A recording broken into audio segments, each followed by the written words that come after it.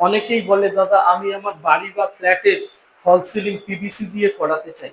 সেক্ষেত্রে আমি বলবো যে পিভিসি দিয়ে আপনি টয়লেট বা আপনার ব্যালকনিকে আপনি সাজাতে পারেন, but bedroom, kitchen, living, dining এই জায়গাগুলোতে আপনি পিওপি বা জিপসানি ব্যবহার করুন। কারণ আপনি যদি পিভিসি দিয়ে বেডরুম বা লিভিং বা ডাইনিংটাকে সাজান তাহলে কিন্তু যে পিওপি বা জিপসানে যে সৌন্দর্যটা আসবে সেটা কিন্তু পিভিসিতে আসে না।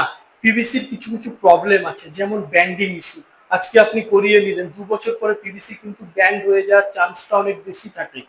তার সাথে সাথে পিভিসির পার্টিকুলার কয়েকটা কালারের ওপরেই হয়। আপনি চাইলেও কিন্তু পরবর্তীকালে কালারগুলো চেঞ্জ করতে পারবেন না, কারণ যে কালারে রেডি হয়ে আসে কোম্পানি থেকে আপনাকে সেই কালারের উপরেই বেস করে রাখতে হবে।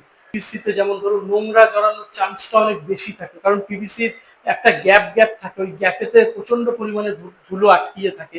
আর তার সাথে সাথে আপনার বেডরুম বা লিভিং বা ডাইনিং বা কিচেন এই জায়গাগুলোকে সুন্দর বানাতে হলে আপনাকে অবশ্যই পিওপি বা জিপসানের উপরেই যেতে হবে। জিপসানে যে সৌন্দর্যটা হবে সেটা পিভিসিতে হবে না।